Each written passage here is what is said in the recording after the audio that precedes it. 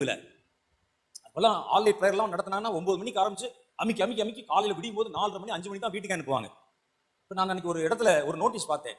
ஆனால் நீங்கள் ஆன்லைன் ப்ரேயருக்கு வரணும்னு சொன்னா, இல்லை என்னால் இப்பெல்லாம் வர முடியாதுங்கன்னு சொன்னேன். அதனால ரொம்பலாம் ஒன்றும் கஷ்டம் கிடையாது, நாங்கள் 10 மணிக்கு ஆரம்பிப்போம், 12:30 மணிக்கு முடிச்சிருவோங்கிறோம். அது என்னது ஆன்லைன் ப்ரேயர் அப்படின்னா என்ன டாக்டர்? எனக்கு ஒன்றும் புரியலையே. 10 மணிக்கு ஆரம்பிச்சு 12:30 மணிக்கு முடிச்சா ஆன்லைன் வருமா? ஃபாஸ்டிங் ப்ரேயருக்கு வாங்கன்னு சொல்றாங்க. எப்போ ஃபாஸ்டிங் ப்ரேயருக்கு வரணும்? 10 மணிக்கு ஆரம்பிப்போம், 11:30 12 மணிக்கு முடிச்சிருவோம், அப்புறம் 1 மணிக்கு சாப்பிடுவோம். எங்க ஃபாஸ்டிங் வருது? இது என்ன? இது நாம ஆல்டர் பண்ணி கொள்வதா? எப்படி? இதெல்லாம் என்ன காரணம்? நமக்கு நேரம் இல்லை. இப்போ கியூல நிக்கணும், சண்டை போடணும், அதை செய்யணும், இதை செய்யணும், ஓடணும், போனை பார்க்கணும், சினிமா பார்க்கணும், அங்க அலையணும், இங்க அலையணும். நமக்கு நேரம் இல்லை உட்கார்வதற்கு. குழந்தைகளுக்கு நேரம் இல்லை. இது பார்வோருடைய ஆவி என்பதை விலகிக் கொள்ளணும்.